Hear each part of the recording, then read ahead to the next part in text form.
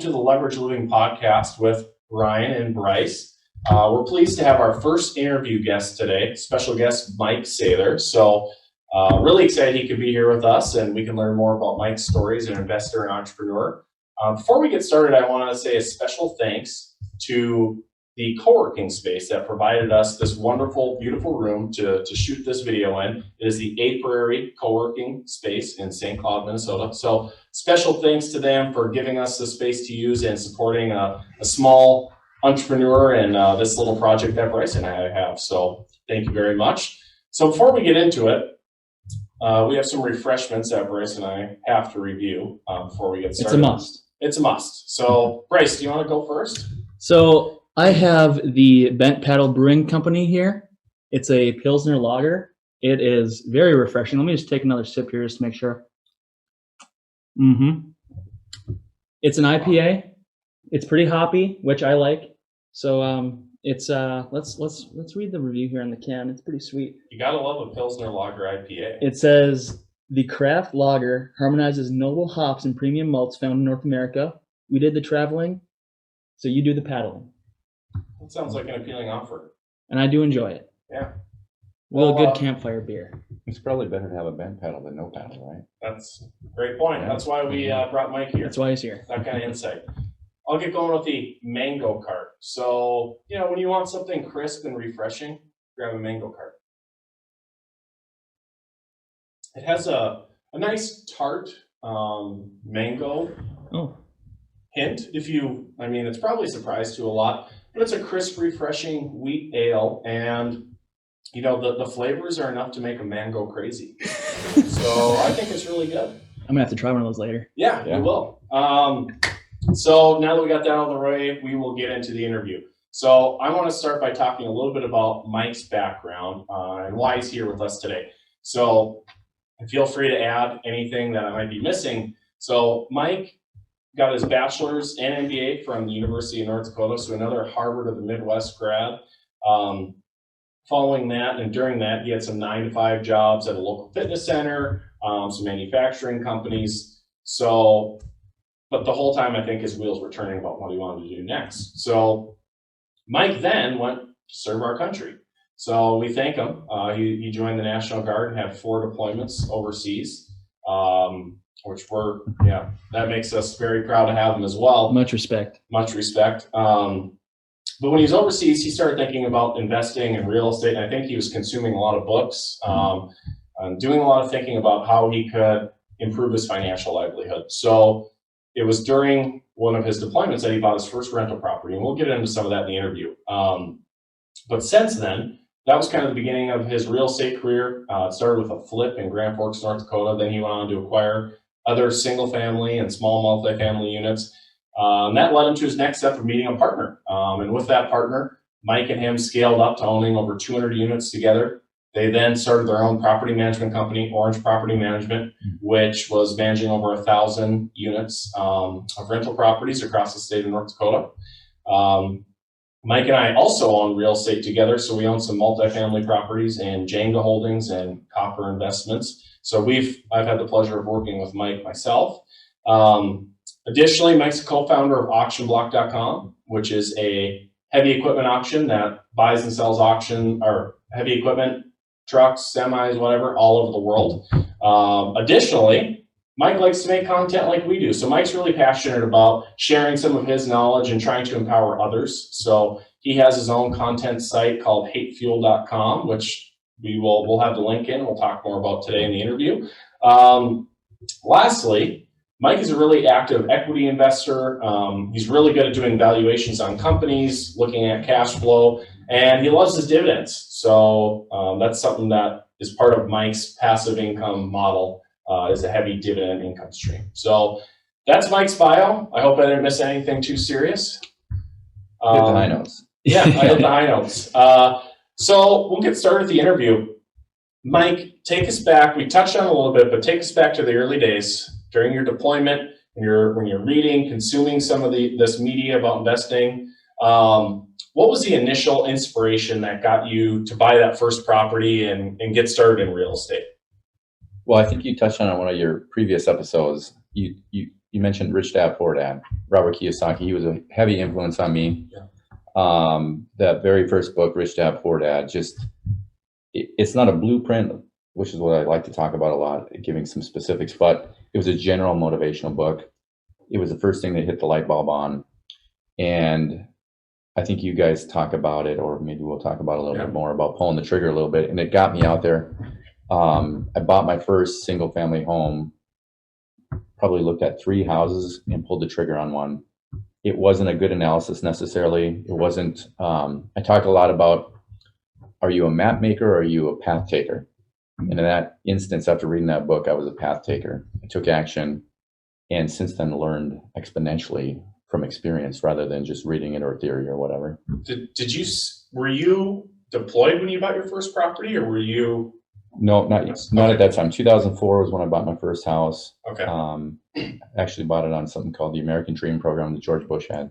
Oh. And was able to buy it for no money down as an owner occupant, but later turned it into my first rental. And then in 2007 got more serious about actually buckling down and like, I'm going to make a bigger deal about this, or get serious about it. Yeah. I think that's a good way that a lot of people get started, is having their first primary residence, identifying the potential it has to be a successful investment property too. So it's a great stepping stone. It is. And when you first purchased that property, was there a certain risk you had to take? I mean, you said there was 0 money down, but in the following one, when you got in 2007, you said? There was still a risk, and I think that risk was just a lot in my mind. And you hear people like Tony Robbins talk about self-limiting beliefs and stuff like that. There was a limiting belief in my mind. Is this thing going to sink me, or whatever? And for most people, they make that purchase 1 or 2 times in their life. It's a major purchase, and to get over that hump or just get off the fence and just do it, like the Nike slogan, just do it, take action. And I think you'll learn more exponentially from that. So, overcoming my own mindset. That goes back to pulling the trigger for my sure. own fears. Yeah. That's perfect. I want to ask a follow-up question on risk, and I kind of know the answer to this. Have you ever purchased a property without seeing it?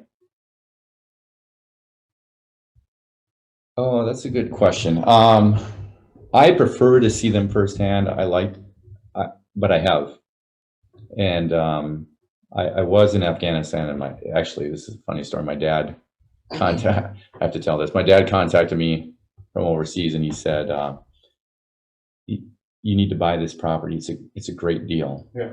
And so that's how all the good deals that start. checks the first box. I was just going to say. Yeah. The faith that being a greenhorn or just young at the game at the time, and having trust in my own dad, I went with the flow, so to speak.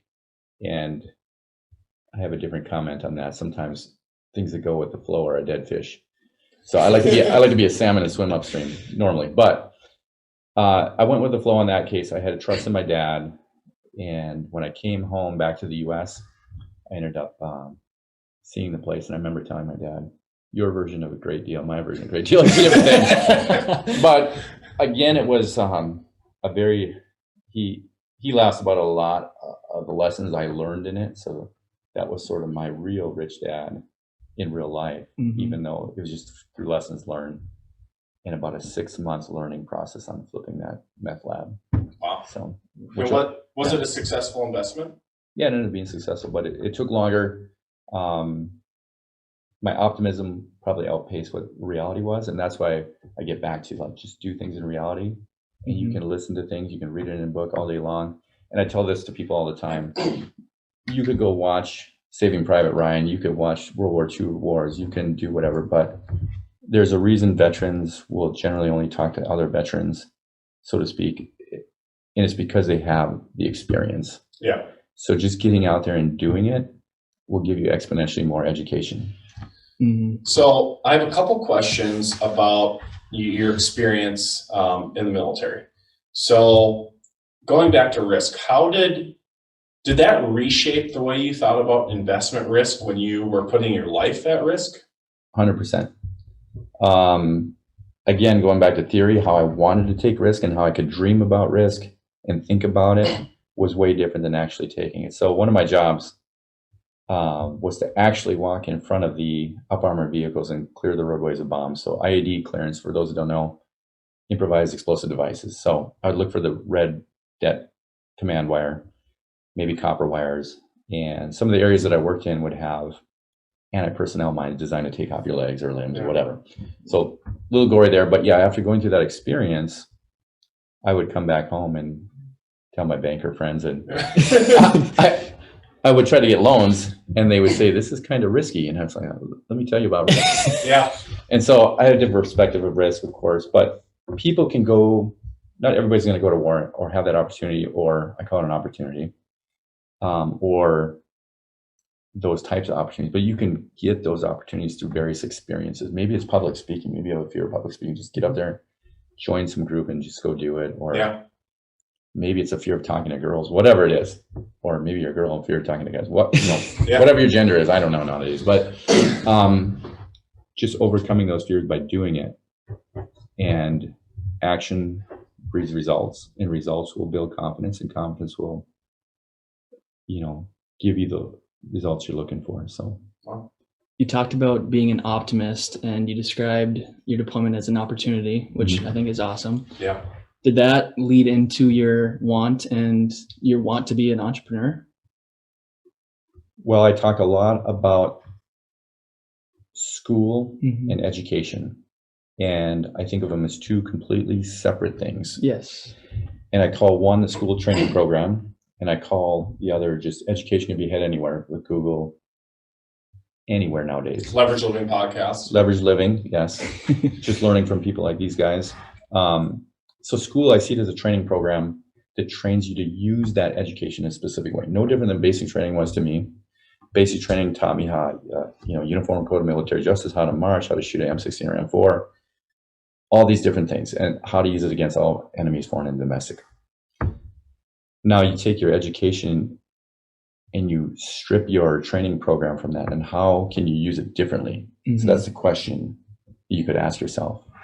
And so let me ask, you ask that question again. So remind me of the question.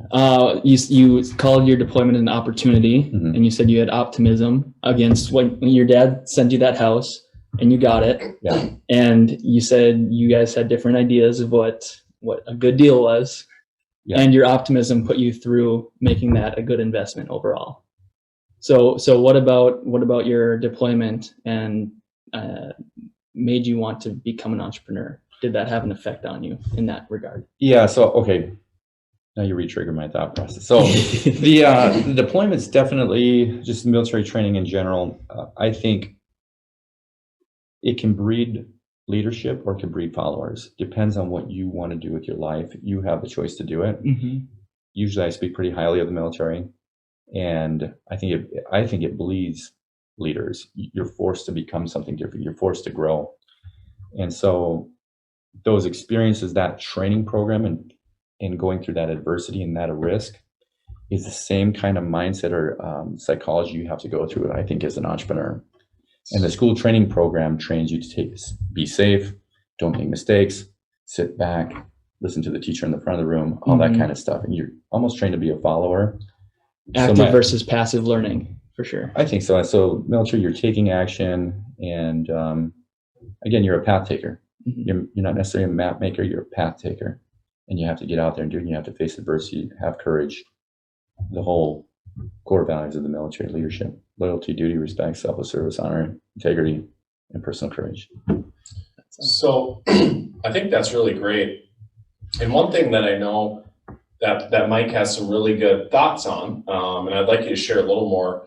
You touched on a little bit, but the difference in the education between the school system and the military. So if you were going to mentor or talk to somebody who's interested in investing and wants to follow a path similar to you, what would you tell them about kind of the school system and how that formulates their opinions through going through that process, and some alternative methods that they could use for learning, maybe independently? So I have to be careful not to be too negative about school training program. I'm a little bit anti-school sometimes, but I'm all about education. I think with the school training program for myself, I had to force myself to unlearn some things. And so that cost me time in my life to then relearn things from a different perspective, from a different type of training. Same education, but different Something use that of worked it. better for you. Well, Yeah. it seems like the school system grooms people to be employees. That's my belief. Mhm. And people may have different perspectives, but in general, I see that. I see it as a cookie cutter approach. I've referred to it before as the McDonald's cheeseburger. And if you eat McDonald's cheeseburgers your entire life, what do you end up with? So when you go through graduation, sometimes they call it commencement, and a lot of people end their learning there. And I view that as, a lot of people view it this way too, that that's just the start. So you can supplement your McDonald's cheeseburger with other things like YouTubes or podcasts or your guys' leverage living, other videos out there. And that's really what I did. Anytime I don't know anything, I just look it up and I want to learn. Constantly be a sponge and just constantly learning. That's kind of my recipe for success, I guess. Yeah. So being as big into real estate as you are, is that kind of where that started, that learning process on the internet, or where was it something, how did you learn how to do what you do with real estate? I remember you mentioned that first house I bought on the George Bush program. I remember having a shelf in my room and it was filled with Rich Dad books. Every book I could buy, I go back to being a sponge. And I was outside of school at that point, outside of college, and just picked up every book. I remember picking up like The Millionaire Next Door, Millionaire Mind, Rich Dad Poor Dad, Cash Flow Quadrant, Rich Kid, Smart Kid, every single thing I could. And it was just nonstop. And I have a saying, ABC, always be consuming. Always be consuming it. Not necessarily alcohol, but like content that's valuable content to you. Where do you want to be? And where are you? And what are you willing to sacrifice to get there? And it doesn't have to be a non-fun sacrifice. You can make it fun. Yeah. Right, for sure. But still consume content that's positive. Yeah, that's great. So tell us a little bit. We talked about you getting your first property, and you did a lot of learning with that experience. What was different when you started acquiring? What was the largest multifamily property you acquired? How many units? I believe 60 plex. So what was the learning experience like shifting more to multifamily, to bigger purchases? I mean, we're talking multi-million-dollar purchases, a lot more at stake. What changed, or what more did you learn? At that point, I think I had maxed out my growth at a single family level. And I could keep doing that and keep growing, like maybe buying packages of them or whatever. But at that point, I had met a business partner in the Orange Property Management, and he helped leverage my mind. I leveraged off of him, and vice versa. Great word. Yeah, leverage living. I was learning from somebody else and finding sort of a mentor, and utilizing what I could out of that, taking everything I could, but just having the right team, expanding into a team framework and building that team and getting the right people to support you. Finding something I like to talk about that I learned in the school training program is the SWOT analysis: strengths, weaknesses, opportunities, and threats. And a lot of time in the school training program, they teach you to use that to analyze the corporate structure you're in, or they talk about it. But I break it down. How do you use that in your individual life as an individual? And I do that with all the employees in Orange. Don't hate me if you're watching this. But every single employee, I do that. I would want to get to know them, but I also intimately get to know myself and be self-aware and not just think I knew it all, but what am I weak in? What can I still learn? How can I double down on my strengths? And then how can I capitalize on opportunities and team up with people? Maybe the ex-business partner and I, we match very well. Yeah. But like sometimes when we agreed with things, it was nothing stopping us. Yeah. Yeah. I wanted to touch on one more concept that I heard from you initially. I don't know if it's something that's popular out there, but you kind of have a model with like a 15 house ladder for income and retirement. Do you want to talk about that? Yeah, it's something that we would talk about in Orange quite a bit. Like, rather than scale up to 1,000 units or 200 units or whatever, you could keep it very simple, and you could use the KISS principle: keep it simple, stupid. Yeah. And you could literally just buy one house per year for 15 years. And if you put them each on 15-year loans, like a ladder, like you could do like a CD ladder, dividend style ladder the same Sure. way. And then at the end of 15 years, you're done. You wouldn't need to go to school. You wouldn't need to do any of that stuff. If you did and you have a higher income, great. More power to you on that. But essentially, at the end of 15 years, one is already paid off. Mm-hmm. And let's use an arbitrary number. Let's say 100,000 a piece. And so you'd have to come up with 20,000 as a down payment. Some people might watching this might say, "That's impossible. I can't do it." Yeah. And what a lot of people don't understand about me, when you mention some of my jobs at the factory or gym or whatever, Yeah. I had multiple houses already when I was making 26,000 a year. So I just figured out creative ways, and I leveraged my knowledge on how to do it. When people say I can't do it or that's not possible, they're saying a statement instead of asking the question, how can I do it? Yeah. So that's a I love very, that. very big Yeah, key. that's Yeah, great. very big key. So how can I do it? And so I set forth on kind of doing that path originally, and yeah, literally you could set them out 15 years at a time. So by the end of the 15th year, if it was 100,000, you go to a lender of your choice. Yeah. And you decide to do a cash out refi. Maybe they're going to give you 75%, 70% to 80%. Yeah. And by that time, hopefully it's appreciated in value. But if, let's say it didn't even move and you pull out 80,000, can you live on 80,000 a year tax free? So that's a concept too that maybe people who aren't familiar with investment property, as an investment source for them, that maybe in people's initial thought process would have been, okay, at the end of the 15th year, you get that rent without a payment. But you have a different perspective on it, which I think is genius. Of all of a sudden you have 100% equity in that house, lendable equity, that you can pull out. What are the tax consequences doing a cash out refinance? Well, I got to bring something up. Okay. I know that you guys, we want to keep it fair and unbiased. Yeah. And so I don't like to get into the political game either, but what's a hot topic is Donald Trump's $750 Sure. in taxes. Mm-hmm. And so this plays in the world of real estate. So if you understand the world of real estate, you'll understand a little more maybe why his scenario was that way. And I can't speak for his personal situation, but you could literally go through life with never paying taxes. It's not evil to do so. It's the way the tax code is set up. Mm-hmm. But on cash out refis, if you're doing a cash out, you're getting money that's a loan. It's not income. It's not considered income. So it's not a taxable event, but you still get the cash in your pocket. So there's a reason there's three financial statements. There's an income statement, which the IRS kind of would see. Yep. There's a cash flow statement that happens kind of, I'll just call it behind the scenes. And then there's your balance sheet. And so some people live on the income statement. And for most people that would be upset about the $750 that Donald Trump paid, I would say they probably live on the income statement.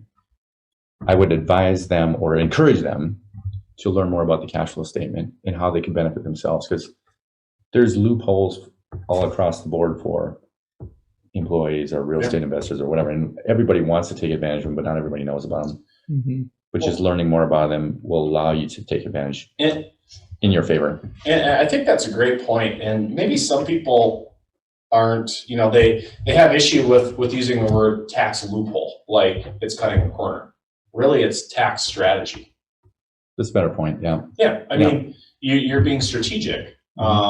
So I think a mistake potentially that a lot of people make when they embark on their journey of investing, acquiring rental properties, is they think about a lot of the parts of the equation, but one of the most essential is how are you going to manage your tax burden?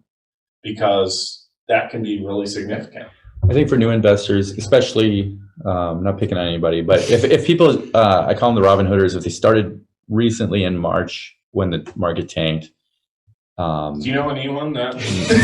Possibly someone. But it's okay. It's great. I don't want to condone, I don't want to talk down on any of those people, because it would be hypocritical of me to say that, because it goes against everything I said about taking action. Yeah. Just take action. You're going to learn it. I learned the hard way. I didn't understand taxes right away. But there's the biggest thieves of real wealth creation is taxes and inflation. Mm-hmm. And as you start to build your balance sheet more so than your income statement, you start to understand that more and more and more through experience. And that's what it takes. It takes experience. So March of 2021, Yeah. you'll have a new learning experience. And Mhm. and a lot of these people that were the Dave Portnoy. Is that how you pronounce it? Portnoy? Yeah. El Presidente. I have a different opinion of them. Dave Portnoy and Robin Hooders and whatnot. More power to them. But hopefully they learn more wealth building strategies. Yeah. You said strategies. So how important do you believe it is to track your net worth in that regard when it comes to taxes? And I believe it's one of the things I did at Orange, by the way, tracked everything. What you track gets accomplished.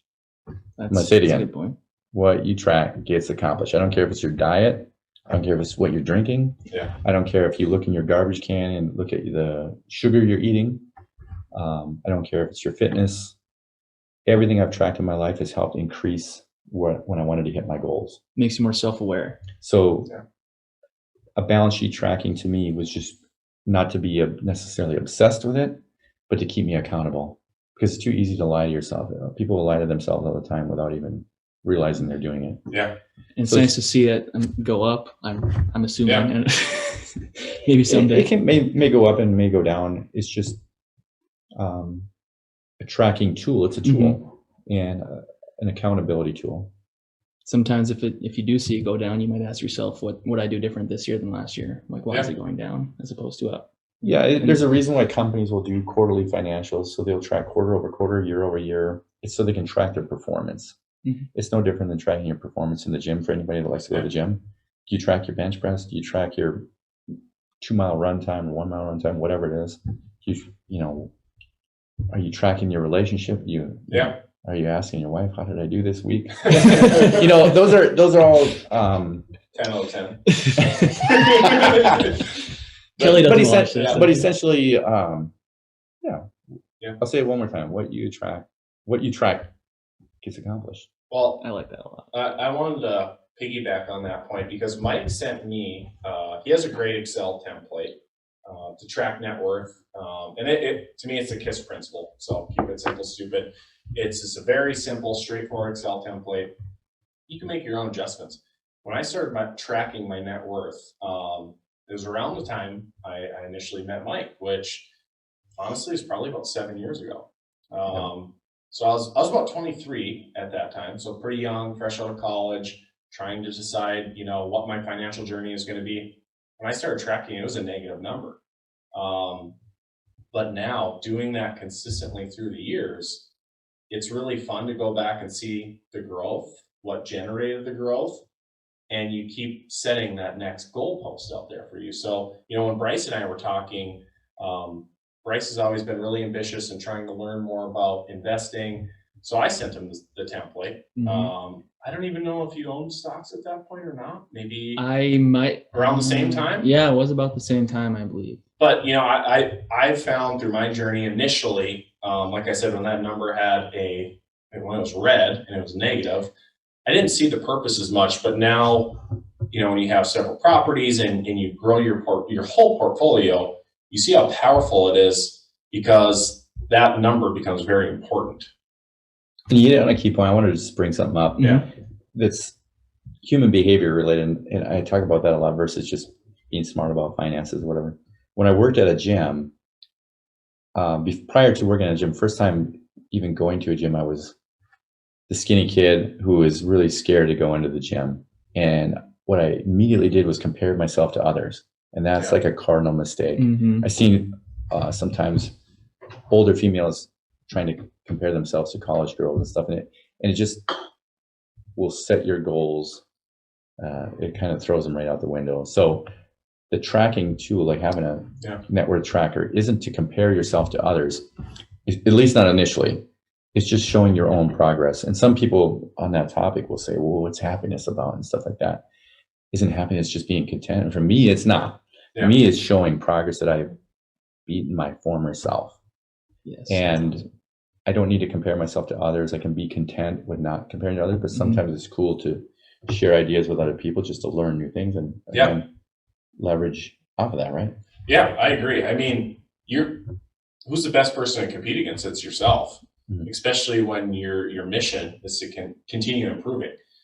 It's definitely easy to be complacent and so many people do it where they're just happy to have a positive balance before that next paycheck. But when you take that to the next level, start competing against yourself. I mean, if Mike shares his, we're very transparent sharing financial statements, but it's really motivating to say, wow, he took these steps. Mike's a little older than me, so I can be to this level, and I'm going to try and do it quicker because I have some insight into what worked with his journey. So getting a group together you're ambitious, you're working together. It's not a jealousy thing of who has a bigger net worth, but it's a tool to really accelerate everybody, because there's a concept that you're kind of the average of your friends and your network. And I've noticed that to be true. So if you look around your friend group, you're going to be the average of them. So that's why if you get that good network built and you have these positive habits, I mean, it can be incredibly powerful. And to add to that point, my mentor back in Orange, he had told me one time, you're going to make more money than me one day. And I didn't understand it at the time, and I didn't believe him at the time, but he encouraged that. I would encourage it in the military. I didn't like the hierarchical structure that much, but I always like to empower people below me and build them up. Yeah.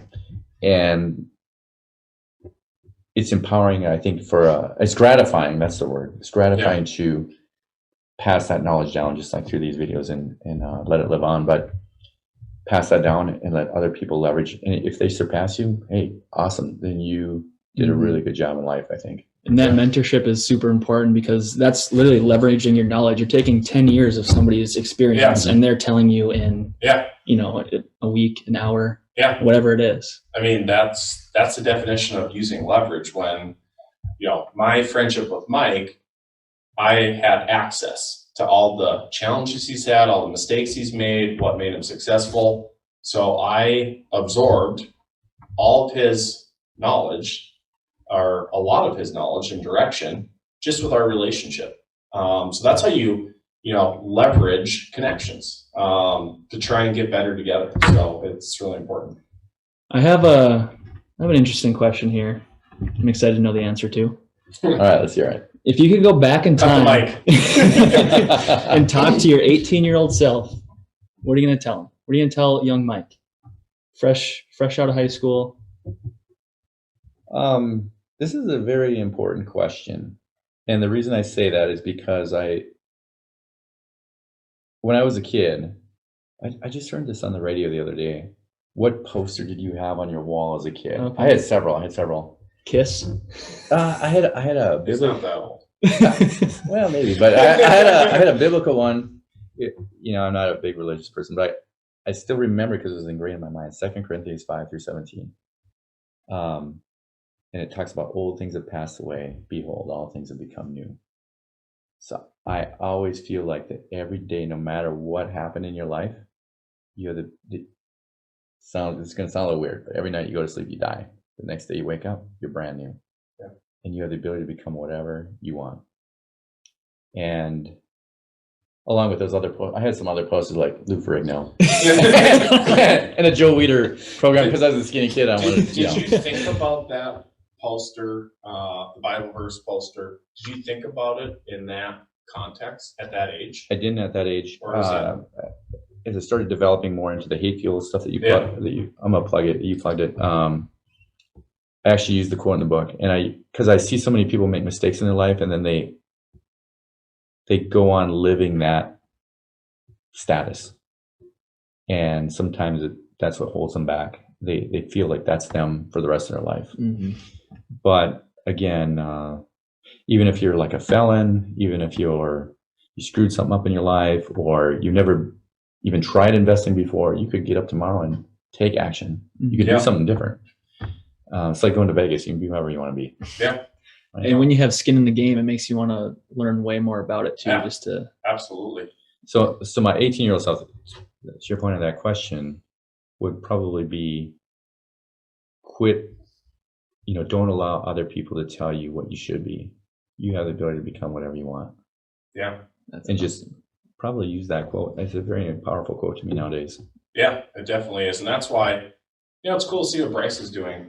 Someone who doesn't currently have W-2 income, but he started doing some trading, and now he is absorbing as much as he can like a sponge, and he's meeting people like Mike. So, you know, his new goal is going to be to accelerate faster than we did, and he has access to everything we did. So building that network and showing that interest, I mean, it's really powerful. I want to shift to talk about, so we talked a little bit about real estate, but you're a pretty active stock investor too. Not necessarily active in actively trading, but you actively research, analyze, identify targets. So talk to us about how you got started investing in equities and how your strategy has developed over the years. Wow, how did I get started? Did you start as a penny stock trader? Or Chinese I will say this. stock I'll say trader? this. I have to say this. I used to be into investing in car stereo systems and wheels. And I remember having a GMC Jimmy, and I remember sitting at this Firestone dealership and waiting for my new wheels and tires to be put on while I looked up at the TV screen and saw the stock tickers go across, and I almost fell asleep. I mean, it's not a joke. I was so bored. I was so bored about the concept. Yeah. And, you know, again, somehow I woke up one day and there's a guy, I give him credit all the time. When I was at UND, he got me to buy my first stock, and we're in the student union. And to me, it was dabbling because I really didn't know what I was doing, but I took action. And then when I was at the fitness club, I bought a few more. You know, I bought some company called Google or whatever. I didn't know what it was. Some company called Google. And I was still kind of shooting in the dark, I would say, because I didn't know how to analyze a company. I didn't know I was investing in companies. I was just sort of trading. I was buying and thinking, trying how do I make the quick buck. Seeing the numbers and I was buying ticker symbols and didn't know what was behind the scenes in that. What? State your question again. Well, you touched on a good part of it with how you started your journey in stocks, but how have you transformed that into a strategy? So, and what is that strategy? I think just constantly learning, and it wasn't through any school course. It wasn't a school training program thing. It was all supplemental. And Rich Dad fueled that, but that was real estate. It was mainly real estate related. And I want to balance things. He's very focused on real estate, but I wanted to balance it with stocks because obviously there's another guy that's wealthier than him and maybe wiser than him. They're both wise individuals, but Warren Buffett. And so I wanted to learn from people that had done this. And I think that's what people should seek out. Even if you can't find a mentor in your life, there's plenty of mentors online doing the stuff that you guys are doing that you can leverage off of, right? And so learning about value investing and actually understanding how to value a company was very important to me in understanding if I was actually placing my money on a good bet or placing my money on the blackjack table. That I didn't even know what I was doing, maybe. So once you made that first stock investment, did that make you want to dive in, or did you kind of wade in slowly after that? How did that go? I muddled around for a long time, to be honest, because the trades were minimal. It didn't make a big impact in my life. It was minimal amounts. And I understand with a downturn in March, there's a lot of smart people that are taking advantage of that situation. I again commend them for taking action. I don't know in my younger years if I would have done that. I don't know, maybe my fear would have overcame me, but knowing what I know now is very good timing for a lot of people. But well, I have two questions from that. Okay. One, you talked about taking advantage of the downturn in March. So obviously you have an established portfolio, equity portfolio. So when those drops happen, especially when the figures get larger, substantial amount of change in the numbers. So the mindset typically is, you know, that engages fear in a lot of people. What did you do in March when fear peaked and we thought what was going to happen with COVID, businesses are going to be shut down forever. What steps did you take? How did you react? Do you want me to reveal my blueprint? Okay, so I'll get to that. So the next part of this interview, if you pay $19.95. So I have to preempt this with a full disclosure. I wouldn't recommend a normal person to do this. An average person just getting started to do anything that I just did. Yeah. I think we kind of have discussed this before about money or credit or debt can be like a loaded weapon. Yeah. And so if you're trained on that weapon properly, you can use it to your advantage. If you're not trained on it properly, a lot of times people will shoot themselves in the foot or end up shooting somebody else or just doing bad things with it. So the proper training is vital. And to go back in time a little bit, in 2008, I had already been investing in real estate starting in 2004. I got serious in 2007, but I'd probably already bought some stocks and dabbled in them, and had dabbled even more in the mortgage meltdown or the mortgage crisis of 2008. Sure. And I had some really good percentage gainers. Like I bought Ford at $1.86 a share, Sirius XM at 50 cents a share. Playboy stock when Hugh Hefner bought it and took it back private and doubled on that. A lot of good, lucky, not necessarily lucky. I was starting to really gain the knowledge of the weapon. You had a good hypothesis of what that stock's going to do. I still hadn't overcame the other aspect of it, which was my own human behavior. Mm-hmm. And so I talk a lot about controlling your own emotions. And so that was my second deployment in 2008, and going through the emotions of the first deployment, learning about my self-awareness, the second deployment, learning even more from it, and really controlling my emotions. It became black and white, super black and white. There was zero emotion. Fear and greed run the market. So now, fast forward to March 2020. COVID, other things are happening. We have the greatest market incline happening, where the S&P is at the highest point, right? And then COVID hits. Fastest drop in history. People are running through the fences. I see people posting on social media, want to draw out their 401k, all this stuff. And I immediately went online and started writing a blog about putting rounds down range. In a military term, I'll speak about what I wrote in the blog is, if the three of us are on a patrol and Bryce goes down, he gets hit by enemy fire. He would be the first. You guys are taking off. Taking off. He'd be the first to go. We know it. Yeah. So Bryce goes down.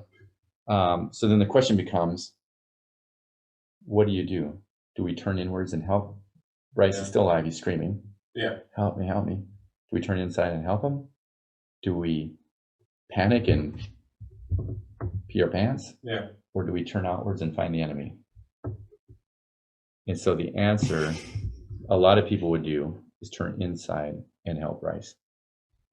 For me, it would depend on how popular this podcast is. That's fair. Well, That's fair. So the correlation to investing is when March and the COVID hit and the largest drop in history, or fastest drop in history, happened in the stock market. People turned inwards and were panicking about toilet paper, right? And so they were super panicked instead of turning outwards and finding the enemy. And so in a real military training, my training program was to, hey, you're going to be all right. And the only way I can save you is if I suppress the enemy fire. Put some rounds down range. I'm going to put rounds down range. And that's what I did in a big way. I didn't come out with the pew, pew, pew gun. I came out with the Gatling gun. Well, I think Warren Buffett says if you're going elephant hunting, you don't bring a rabbit gun. And he also says, when there's blood in the streets, back up the truck. Yes. And so I backed up a semi-truck. And so you asked about it. So this is what I don't recommend for most people to do unless you're super trained on it. But sort of the blueprint that I did, and knowing my history from 2008, was I tapped every credit line I had and bought stocks and then transferred into a certain account, and then leveraged then again against that account 3 more times. So when you guys talk about leverage, I don't know if we should talk about specifics, but you can generalize with some specifics. So it went from about 200,000 to 1.2 million. Yeah. So that's the amount of leverage you employed on a certain portion of your portfolio. And so the gains, when they happened, I wasn't scared. I had no fear. And it wasn't that fear wasn't naturally trying to work its way into my mind. It's just what I learned from deployments, what you asked, what I learned from that training program. And if a person can find other ways without having to go to work to train their mind, take risks in their life, get used to doing it, that it will just become natural, and you won't be influenced by what everybody around you in the media is saying or whatever. I got to touch on that point, because for me, this really echoes how important it is to have a solid network, because it is so easy to read the headlines and say, I need to sell everything. I need to go buy toilet paper at Costco. That's the new commodity I need. Mm-hmm. So, with myself, I have a couple different portfolio setups, and one of them is typically a real estate portfolio that I keep. That's the importance of it, is to have cash or liquidity available to do a quick purchase. Well, when I'm reading headlines, my initial, like I said, instinct can be, okay, I need to liquidate everything. But when you have someone like Mike, who is, I'm firing rounds downrange, I experienced this before. He has a supreme confidence, and he makes you reflect yourself. So for me, instead of reacting, I became proactive too, and I shifted all my fixed income into equities. I employed leverage myself, not to the degree Mike did, but you look back now, and the only suffering we had was emotional from. I remember having a discussion with you, and you were concerned about some exposure in your household income to the oil, banking industry, different things like that. And everybody gets into this fear factor. What happens if we lose our income? And it's the same thing that I talk about. I can't take a person there and show them walking through an IED incident, but that bomb goes off, and that emotion wants to kick in. But if you've trained over and over and over about that incident, how to actually, your training just kicks in the military sometimes. Not for everybody. There's a few that don't, but if you are training your mind properly and training your self-awareness properly, it will exponentially help you in investing over even what I do with financial statements and all that. Yeah. It's more important to me to have control of your emotions than it is to have super knowledge of financial statements. Yeah, and we touched on that in an episode, that you're going to be much more successful being able to manage your emotions than being the smartest guy looking at, a cash flow statement. There's a lot of smart people out there that have what I call the abstract pursuit of the GPA. Even in the school training program teaches you get a 4.0. I call it Pavlov's. If you've taken some psychology classes, and Pavlov has the bell. The bell. Yeah, the bell. What it has the meat. Yeah, take a sip. It's been a while since. Okay, out there. So, I'm salivating over this. Ding. So cheers, by the way. Yeah. Anyway, so the concept of it is right. The meat is out there. The dog salivates over the meat, introduces the bell. The meat is pulling away, and all he has to do is ring the bell, and the dog still salivates. Mm-hmm. My perception of that is the school training program, except instead of the meat, it's the GPA. You salivate over the GPA. School bell rings, they pull the GPA away, and now you've been trained to work for a paycheck the rest of your life. And it's trickery to me.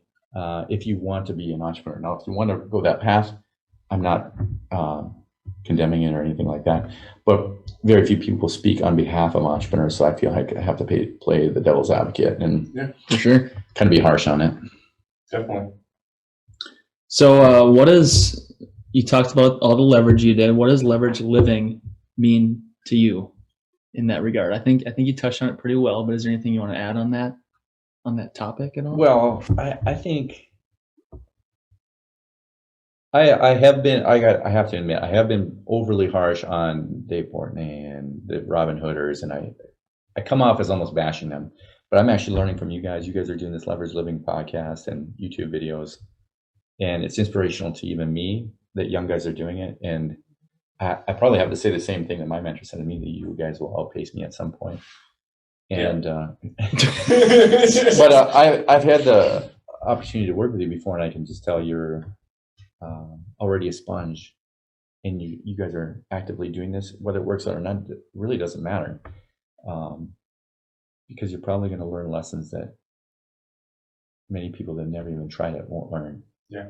So I appreciate you saying that. And I did get a chance to work for Mike, and this dude works his ass off. That's for damn sure. Yeah, he sets an example. Yeah, he does. He does.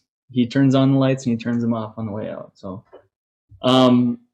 So is there any other projects you're working on now that are taking up a lot of your time? What do you spend most of your time with right now? That's a good question as well. You guys are making me a little bit jealous because I should be working on more content. This is where you guys are beating me to the punch, and I'm watching you guys and I'm learning from it. It's not my strong suit, but I like to teach people what I've learned, and so again, learning from you guys. On the hate fuel, putting a plug in there. Yeah, we're gonna link it in the description too. Yeah, go visit Mike's channel for sure. I put out a lot of content on blogs, but I'd like to do more videos down the road. But there was something I was watching for several years, maybe 5 years. So a fellow friend of ours called me up and asked about 12 units or 3-4 plexes that came in at cheap enough price. And knowing valuations, when he called me, I said, yeah, I'm in. I didn't even hesitate. But they required substantial work, and that was my bread and butter before flipping properties, or taking something that was I call it turning poop into diamonds. And there's some people that Warren Buffett has the saying, price is what you pay, value is what you get. And so if you understand value really well, and just knowing prices in your area, I'm very, very aware of the prices in that particular community and what they should be valuing, not just comps, but just like what prices should be per door if it's a multifamily unit, or what your return should be if, based on the rents and stuff like that. And by the way, I'm coming out with something called the cash flow calendar. I'm going to try to make it trademarked it, trying to make it relative to each state because property taxes are different. Sure. But just try to how to figure out how to value something. And I'll put that on the hay fuel side as well. But as far as real estate, I know what, because Mike and I look at properties together all the time. So he has his cash flow calendar that we can toss these deals into, and it's like the most simple tool I think that you can use, and it's completely sensible, and it tells you what you want to know about the property. It's a good point, because I used to get into analysis paralysis, and that gets back to that whole, are you a map maker or are you a plan path taker? And I would say that the school training program made me more into a map maker, or wanting to overanalyze the map and not I was always worried about making mistakes. Because you get reprimanded for making mistakes. They reprimand you. Maybe sometimes we're working in teams. Maybe it's plagiarism, but I do it in the real world all the time. I want to share balance sheets. I want to share everything, But in real estate, I found myself. It's kind of like the young guy just starting in a corporate world, trying to dress to impress because that's all they have to give. They don't have experience yet. And so some days I don't care what I wear. It doesn't matter. I do love that shirt. You got the rich go. But in real estate investing, I found myself wanting to impress by over-analyzing instead of just taking the dang action, And so I wanted to come up with something simple where I call it spigonometry. Just came up with the term. You're never buying concrete, wood. We'll pop the definition up, right? Yeah, spigonometry. Now go ahead and define it for us. Essentially, you're not buying a company. You're not buying bricks, wood, concrete, drywall, any of that stuff. You're buying a spigot. And how much spigot does that flow cash now and predictably into the future? So you're talking about valuing an income stream. Valuing an income stream, that's it. And that's what I call spigonometry. Some people call it discounted cash flow method. I like to make a fun term of it. That is fun. Yeah. And then if you are want to be a real estate investor and you're just starting with your first single family home or something like that, can you impact that first single family home by, maybe you have some skills as like maybe all you can do is paint. Maybe you're a carpenter or construction type of person, and you can go in and influence that by turning the valve. Yeah. You buy it discounted so you can turn the valve, and that's how you get your your investments going. That's a way. It's not for everybody. Yeah. Before we move into listener questions, Is there anything else that you want to share with the listeners? Any questions that we should have asked you that we didn't?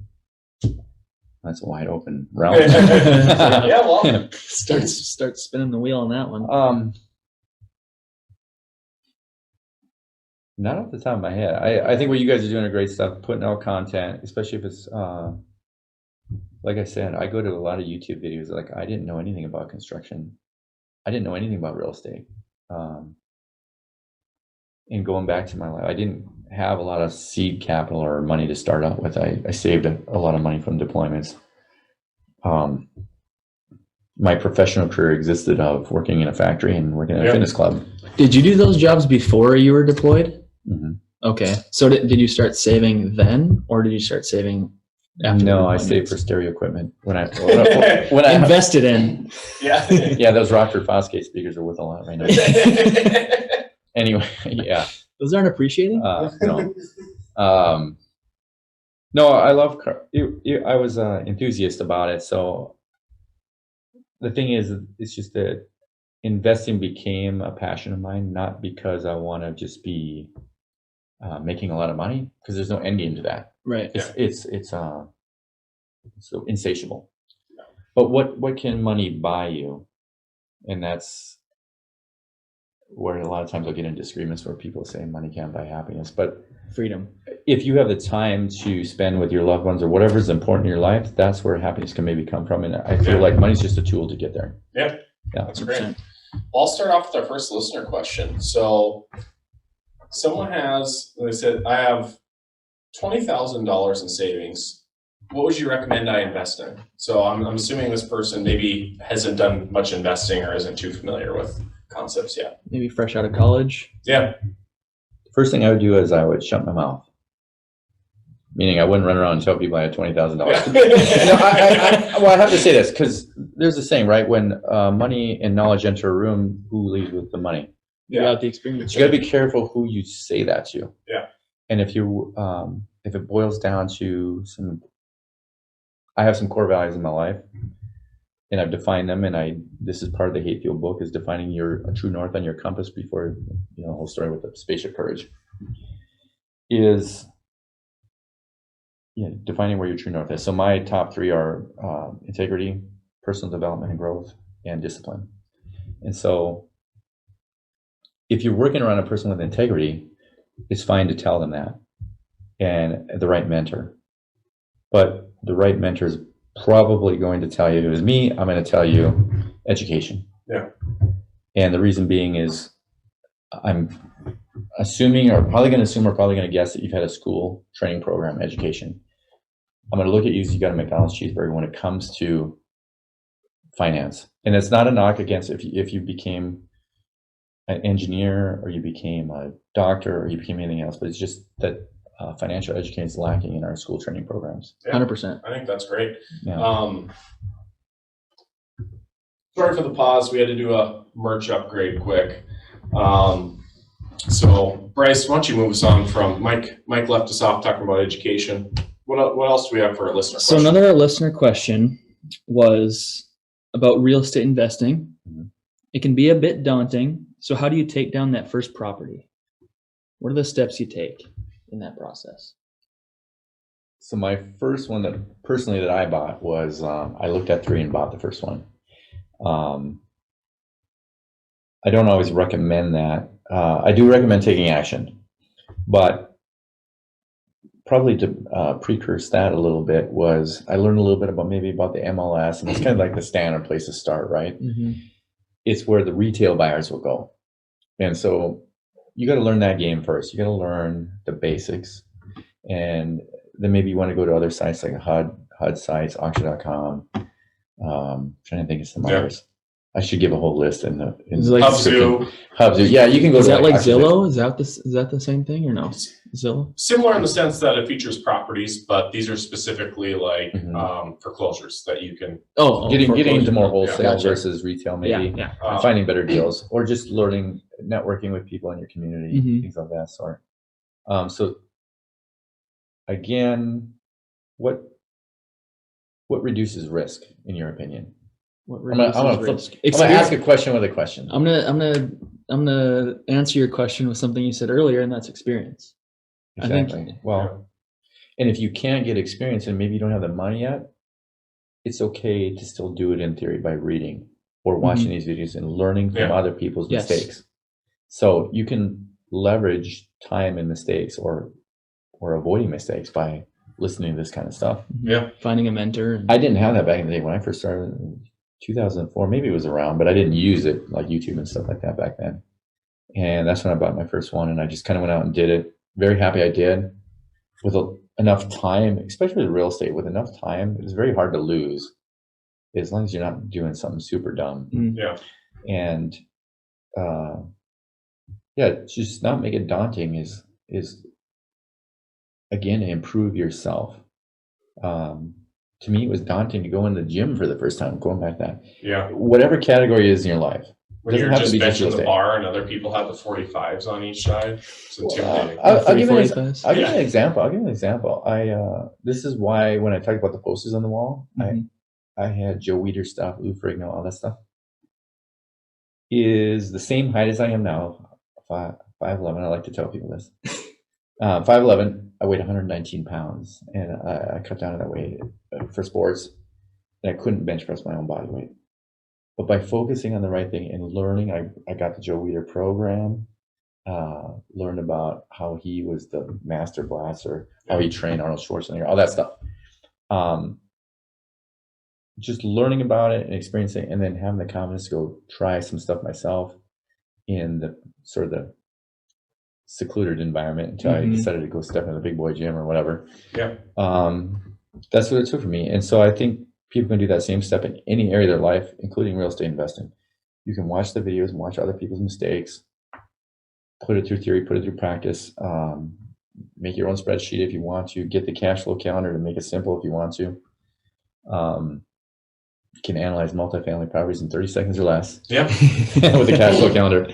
So it doesn't have to be overbearing, but to make it less daunting is increase your knowledge. Yep. That's the biggest thing. Well, I wanted to touch on a couple things. One thing that you said, which I think is important, is it sounds simple, don't be stupid. Where I think people can get into trouble when it comes to investing, and this is in any category, whether it's stocks or real estate, don't chase. So don't just chase hype or excitement. Make sure that you're comfortable with the underlying fundamentals of the investment. The other thing I want to talk about is the questions about, how did you kind of take the first leap on your first property? And for me, it involved Mike. So the first property that I purchased as an investment property, so I'll go back a little further. I wanted to get exposure to rental real estate, investment real estate. I had no money to get involved. So my first steps was actually managing properties for other people. I did that. I remember that. Yeah, I did that outside of working hours, and my main goal is to gain experience. So that to me was a risk-free way to get an education. And then, saving my money along that way. Then Mike called and said, "Hey, I found this fourplex, told me about the deal. I think he already had an offer in." And I said, "Okay, I'm in, let's do it." So my first property is a fourplex that I had never seen before. My second property, got a phone call from Mike, so it's a little bit of a trend. There's an auction, duplex on an auction. It was 2:24 p.m. The auction ended at 2:30. So I had 6 minutes. Is it buy it now situation? Yeah. I had 6 minutes. I'm the highest bid, 80,000 cash. You in? Yep, let's do it. The third property, we have another auction property. It's across the state. None of us has been there. It was like 100 and some thousand, all cash. You in? Yep.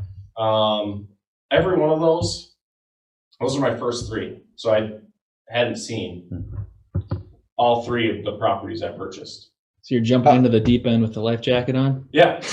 I need to comment on that though, because you probably wouldn't have done that with any old Joe. No. Right. It goes back to the core values and why I emphasize so much the integrity is number one. Because without that, the word means nothing. It's a no-go. You wouldn't do that with your money. Most people shouldn't do that with their money unless they're aligning with somebody like that, and so I want to exemplify that. And even in these videos, what you guys are putting out is truthful and all that. And Yeah. I wanted to hit on something because we talked about it on the break, and the daunting task. Okay, sometimes it can get more daunting after your first one, even though maybe you overcome your emotions, because now you want to analyze. You're like, oh, I maybe didn't do so well on that one, but I want to do better on the next one. And then, to your point, don't chase. Yeah. And that's probably true, not just in investing, but probably with girls as well. But anyway, so that's why I came up with the term, the 4 W's. Okay. Right? Yeah.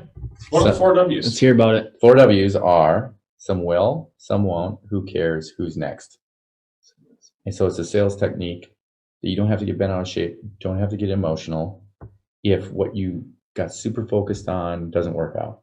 You don't have to get super focused on it. Just you have to work from a mindset of abundance that as you grow your knowledge, more deals will come your way, whether it's in stocks, whether it's in real estate, whether it's in significant others, whatever it is. So, well, I think that's really impactful because that can apply to anything, like you alluded to. So some people can become their worst enemy because maybe a relationship didn't work out, maybe an investment didn't work out, and they get hung up on that. So you adopt that mindset, and it's not to be, I don't think it's to be cold or emotionless, but some will, some won't, who cares who's next? You got to move on. You can't let that define you. And that merch will be coming to the Hayfield. yeah, I got to plug that. We just trademarked that. So that merch will be coming to Leverage Living. It can be on both. We can put it on both. I will put it on you. I don't care. Put it on both. So like we said, that merch will be on Leverage Living. 4 W's.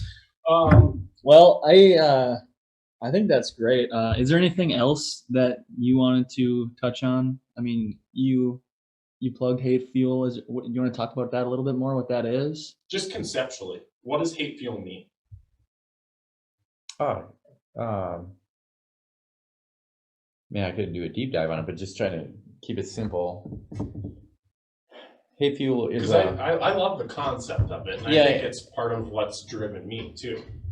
You've mentioned to me some of your hate fuel in your life, and I love it. I love when people give me that feedback, and I hope to hear some from you someday, and maybe from other viewers. A lot of people have pain in their life, and either they are acknowledging it or they're not acknowledging it.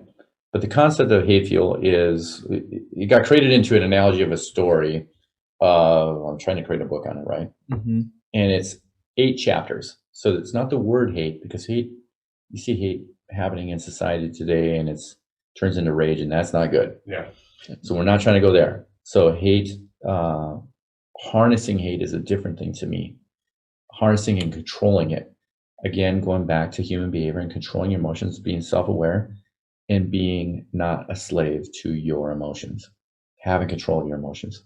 And so it's H8, and that's the logo, Hate Fuel, H8 Fuel. The book is a countdown to blast off.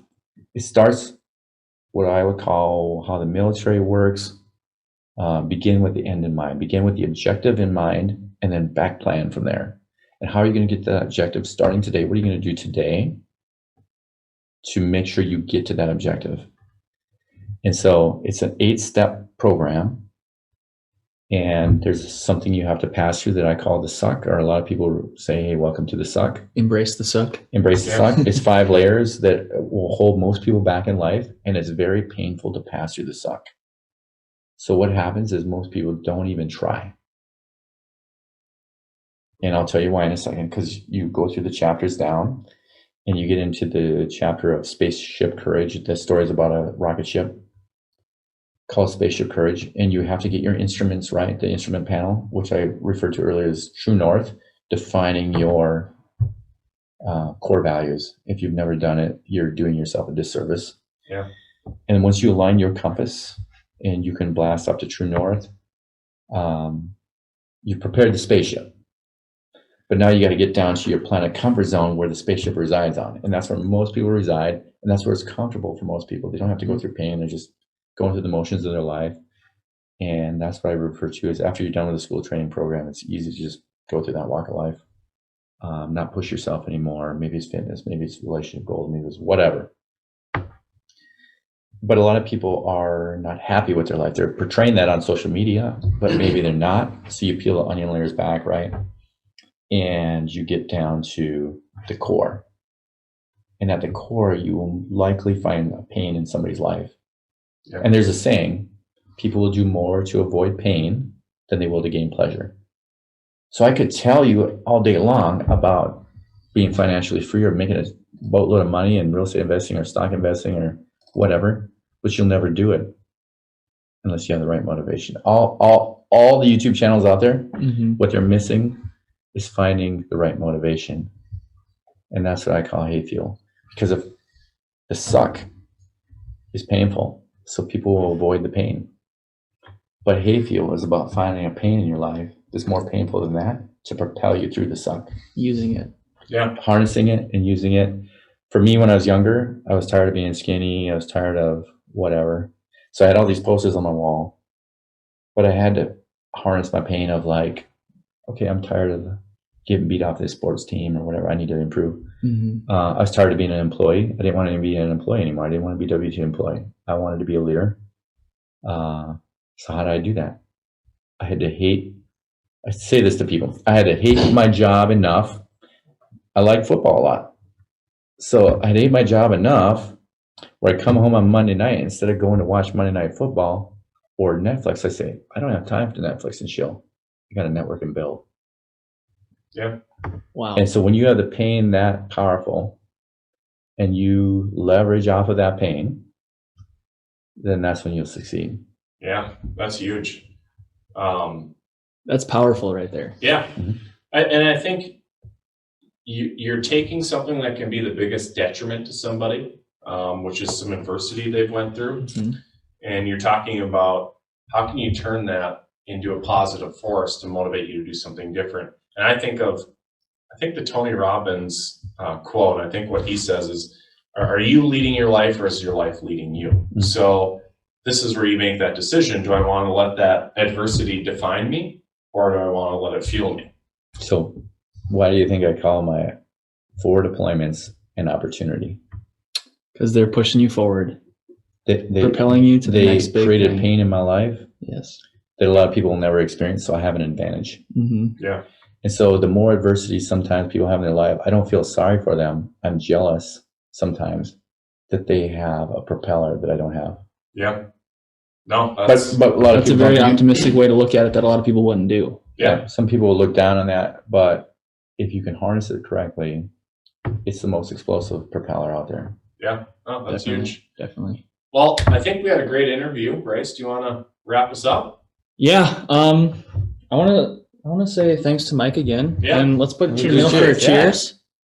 Living every night like it's a Friday and every morning like it's a Monday. Thanks for joining us. Take it easy, guys.